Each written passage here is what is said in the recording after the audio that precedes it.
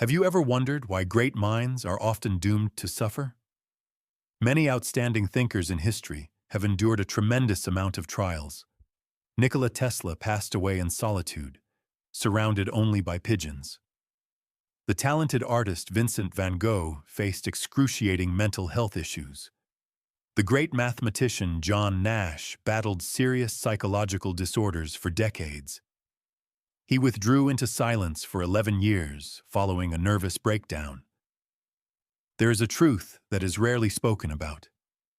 Your intellect can turn out to be your most significant psychological challenge. While we feel the genius within us and strive for knowledge, we seldom consider the hidden price that must be paid for exceptional mental abilities. Research shows that individuals with above-average intelligence are more likely to experience excessive rumination, deep anxiety, and social isolation. Even more surprisingly, brain studies demonstrate that the neural networks responsible for deep pattern recognition and abstract thinking, hallmarks of exceptional intelligence, bear a striking resemblance to those that make a person vulnerable to psychological suffering. Could it be that your incredible mental abilities simultaneously expose you to risk? Friedrich Nietzsche was not merely theorizing when he warned against gazing into the abyss. He described the psychological danger that arises when your mind shatters the comforting illusions that most people never question.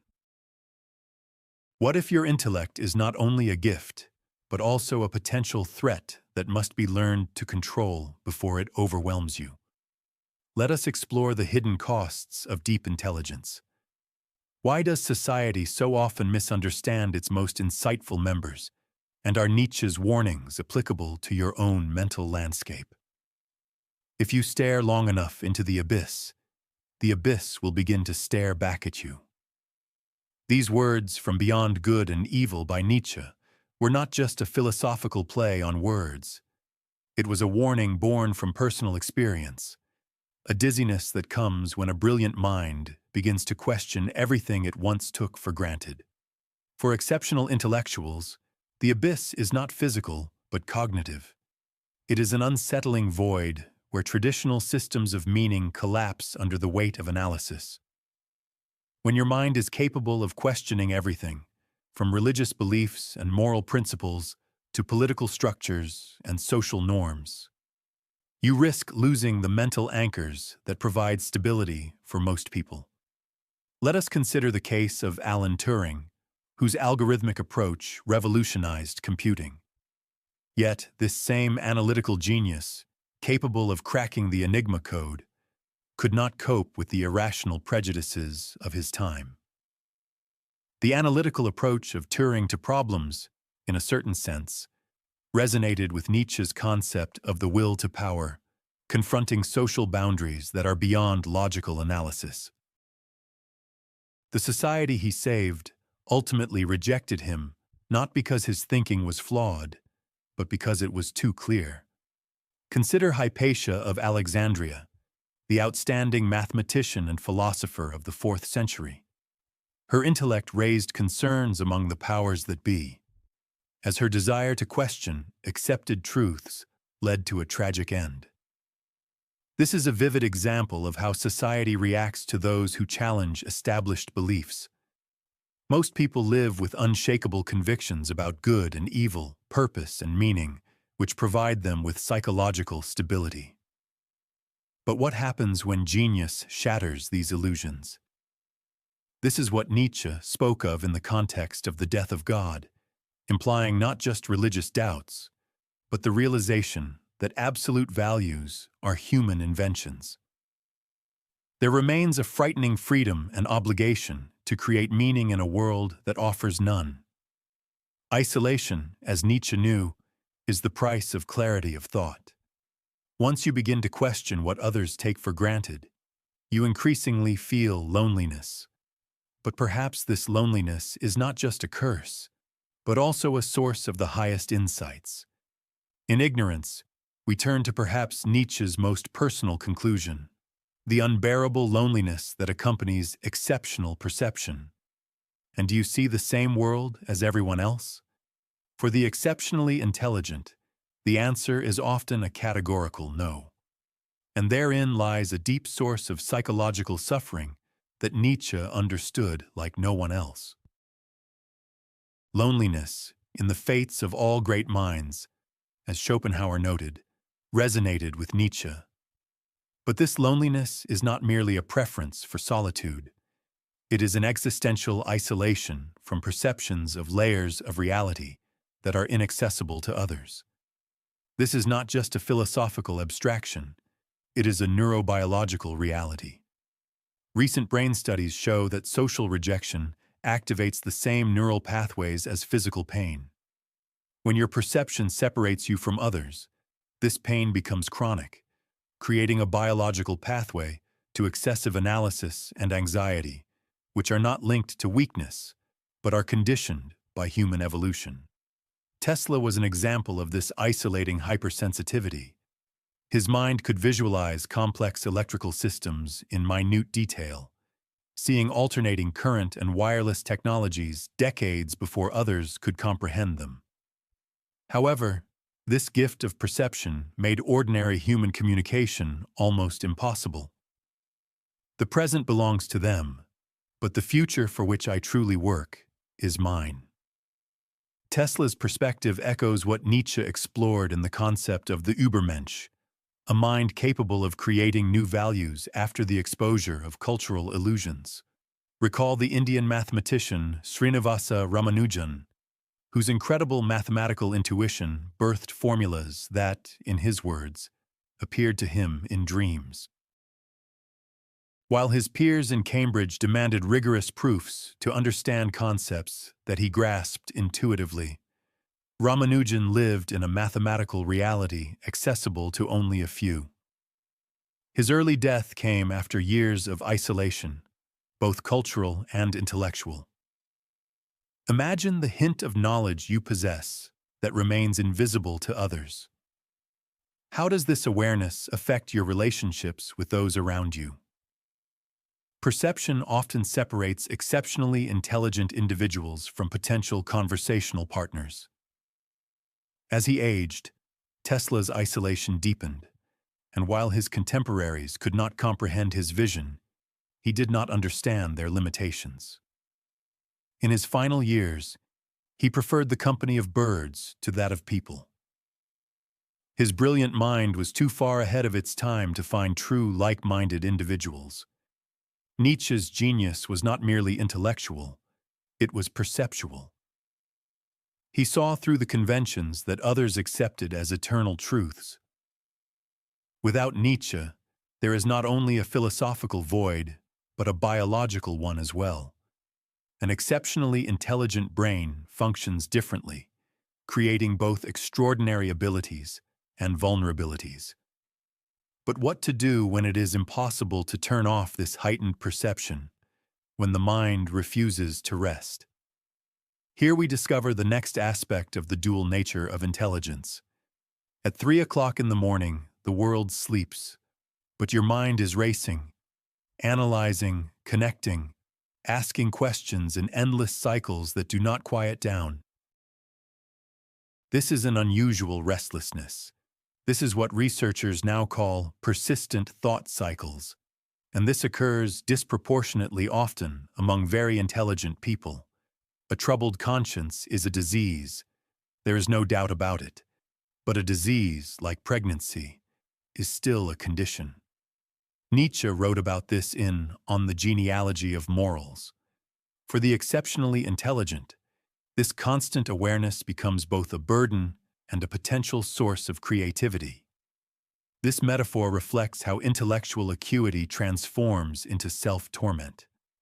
Analytical abilities that solve complex problems are also directed inward, ruthlessly dissecting one's own thoughts and feelings. Neurobiology confirms what Nietzsche intuitively understood. Highly intelligent individuals have increased connectivity between areas that typically operate independently. Imagine this as a system of highways. While most brains have local roads connecting nearby towns, the mind of a highly developed person has highways linking distant areas that usually do not interact. This hyperconnectivity allows for pattern recognition, which defines genius, but also creates a mind that is difficult to calm. When thoughts trigger other thoughts in cascading networks, this leads to what psychologists call rumination, recursive thinking capable of resulting in persistent anxiety. Vincent van Gogh was the embodiment of this dual-edged gift. His exceptional perception changed the way he saw light, color, and movement, creating art that still touches us today. But this same perception deprived him of peace. I poured my heart and soul into my work and lost my sanity in the process. The tyranny of consciousness, which Nietzsche warned about, made Van Gogh its victim. His genius and suffering were inseparable aspects of the same cognitive tension. Allow me to propose an experiment. For the next 60 seconds, try not to think about anything. Notice how your mind resists this command, generating the thought of not thinking. This small exercise provides insight into what highly intellectual minds constantly face: the inability to quiet an overly active consciousness, an endless recursion of thought. What Nietzsche referred to as the spirit of gravity, the weight that arises from constant self-reflection of the mind. But what if we could turn this burden into strength? Before considering this possibility, we must confront perhaps the most brutal aspect of intellect: the ability to feel suffering that goes beyond personal experience. Every few seconds, somewhere in the world, a child faces hardship. Environmental issues threaten countless species. Systemic problems cause suffering for billions. Most people register these facts only briefly before their consciousness's defense mechanisms activate, allowing them to functionally forget about them. But what if your mind does not allow you to look away? Exceptionally intelligent individuals are often deprived of these psychological defense filters. What modern psychology acknowledges and confirms is that higher intelligence correlates with greater cognitive empathy, the ability to truly understand the perspectives of others and their suffering. This is not merely emotional sensitivity, it is the cognitive ability to model complex systems and their human impact simultaneously. This sober awareness captures the paralysis that arises from too clear a vision. For a mind capable of grasping both the intimate details of individual suffering and its systemic causes, the resulting tension can be psychologically devastating. Remember Rachel Carson, whose scientific genius allowed her to recognize the ecological consequences of certain chemicals long before others. Her book, Silent Spring, fundamentally changed ecological consciousness, but the clarity with which she perceived ecological challenges contributed to profound personal suffering. Those who reflect on the beauty of the earth find reserves of strength that will last as long as life exists, she wrote. Yet, it was this contemplation that brought awareness of destruction, which few could bear. Similarly, Einstein, despite his revolutionary contributions to physics and mathematics, struggled with the ethical implications of science in the early 20th century. Her abstract thinking could not be separated from the concrete consequences brought about by technologies, for which her theoretical work helped to lay the foundation. When was the last time you felt overwhelmed by the awareness of suffering that is beyond your control? How did you manage to function despite that knowledge? The ability to maintain effectiveness despite comprehensive awareness represents one of the greatest challenges of intellect. In contrast to religious traditions that promise ultimate justice or redemption, Nietzsche offered no cosmic consolation, only the challenge to embrace life despite full understanding. This may remain the greatest challenge for the mind: to maintain functionality in the face of awareness. Awareness without the capacity for action turns into psychological torment. That is why Nietzsche insisted that knowledge should serve life, not the other way around. How can we reconcile what we know with how we ought to live? This question leads us to the potentially most dangerous time for intellect, one that forces us to confront social reality. In the year 2013, Edward Snowden revealed to the public extensive surveillance programs. His exceptional understanding of technology and ethics led him to conclude that people deserve to know the truth. This decision cost him his career, his homeland, and his personal safety. 5 centuries earlier, Galileo Galilei faced house arrest for asserting that the Earth revolves around the sun. Different eras, but the same pattern. Exceptional minds often see truths that threaten the social order. Nietzsche recognized this perilous territory when he wrote in Beyond Good and Evil. Those who fight monsters must take care not to become monsters in the process. And if you gaze long enough into the abyss will gaze back at you. This creates an impossible situation for highly intellectual individuals. To tell the truth and face rejection, or to participate in collective fabrications and compromise their own understanding. Human societies function on shared narratives, not only religious or cultural histories, but also everyday constructs of justice, progress, and meaning. These structures allow for cooperation on a large scale, but crumble under close scrutiny. This is what Nietzsche analyzed as the herd instinct. The tendency of groups to prioritize conformity over truth.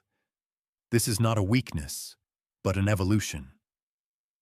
Groups with a strong moral consensus have historically survived better than those fragmented by individual judgments.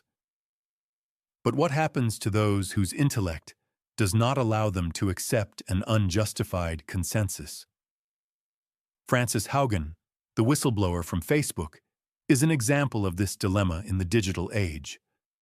Her expertise in data science helped her realize how the platform's algorithms affect users. Disclosing this information meant sacrificing her career and facing serious consequences. Similar to Nietzsche's concept of the free spirit, she chose truthfulness over comfort, confronting the consequences of what she saw beyond accepted narratives. In the face of dissonance, the psychological stress of holding contradictory beliefs becomes chronic for intelligent individuals who see through social constructs but must function within them. Learning to cope with this dissonance without becoming cynical or detached represents an important skill. The path to truth has always been perilous. Nietzsche's genius lay in recognizing that this is both random and structural. Its nature resisted stabilizing insight. What if these very trials could become the source of your greatest achievements? An exceptional mind is not merely a burden. In one of Nietzsche's deepest insights, we find how forces that threaten mental well-being can lead to outstanding creativity. On the 28th of November, 1885, battling deteriorating health and increasing isolation, Nietzsche wrote to his friend Franz Overbeck, "I am completely thrilled, utterly enchanted. I have a predecessor, and what a predecessor! He discovered Dostoevsky." Another mind that gazed into the abyss and turned that vision into art.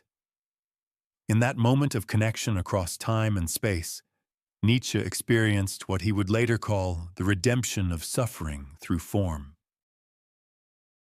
One must have chaos within oneself to give birth to a dancing star, Nietzsche wrote in Thus Spoke Zarathustra.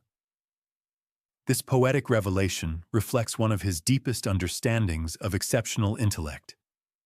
The same forces that threaten psychological stability, when properly directed, can lead to elevated creativity.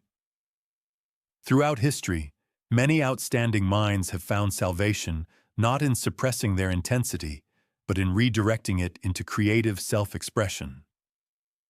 The chaos from excessive vision and profound knowledge becomes tolerable when transformed into art, science, philosophy, or innovation.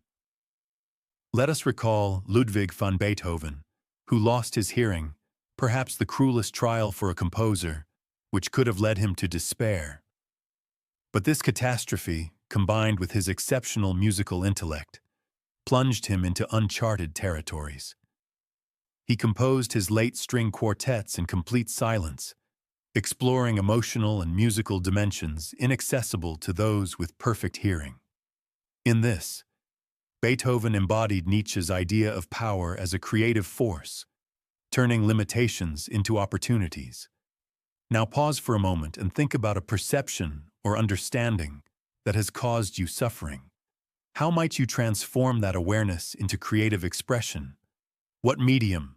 Writing, music, movement, design? What would best capture and transform that perception? Modern neuroscience confirms what these artists intuitively understood. Creative self-expression activates reward pathways in the brain that counteract stress hormones. It also engages the frontal cortex, providing a structured outlet for chaotic thoughts. For exceptional minds, creativity is not only self-expression, but also a form of self-regulation. To achieve this integration, it is helpful to find a form of creativity that aligns with your cognitive style. Whether it is visual arts, coding, music, systems thinking, or storytelling, the key is consistency rather than inspiration.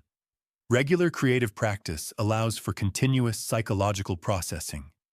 A regular balance between structure and freedom within the work itself creates both safety and the challenge necessary for an exceptional mind. Creativity transforms intellectual time into a gift. In summarizing our exploration, let us reflect on the significance of the warnings and wisdom below for those with outstanding intelligence in today's complex world. We have navigated a treacherous landscape where the exceptional mind confronts psychological well-being, from the abyss of knowledge to creative engagement with mental intensity. What conclusions can be drawn from Nietzsche's insights, historical examples, and contemporary understanding? Most importantly, exceptional intelligence in itself is not destabilizing. It is the relationship between intelligence and psychological integration that determines whether legendary talent leads to collapse or breakthrough. Those who thrive with exceptional minds do not think less deeply, but rather create frameworks for understanding what they perceive. Without music, life would be a mistake, wrote Nietzsche in Twilight of the Idols.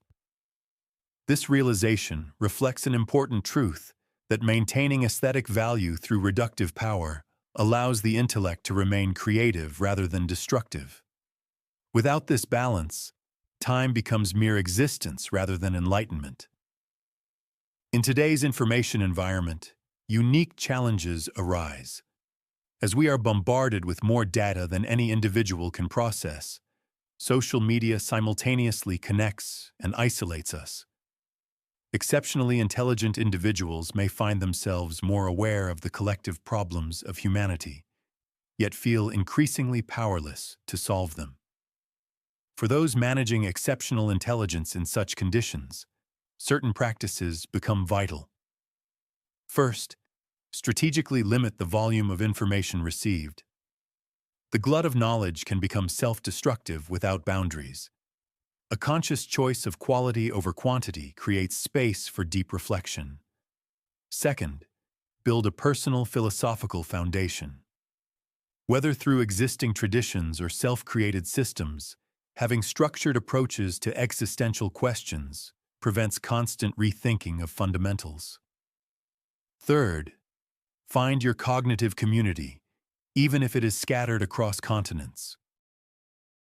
Online communities, specialized conferences, and collaborative projects connect minds working at similar levels, reducing the isolation of exceptional perception. Fourthly, develop a regular creative practice that transforms insights into tangible expression.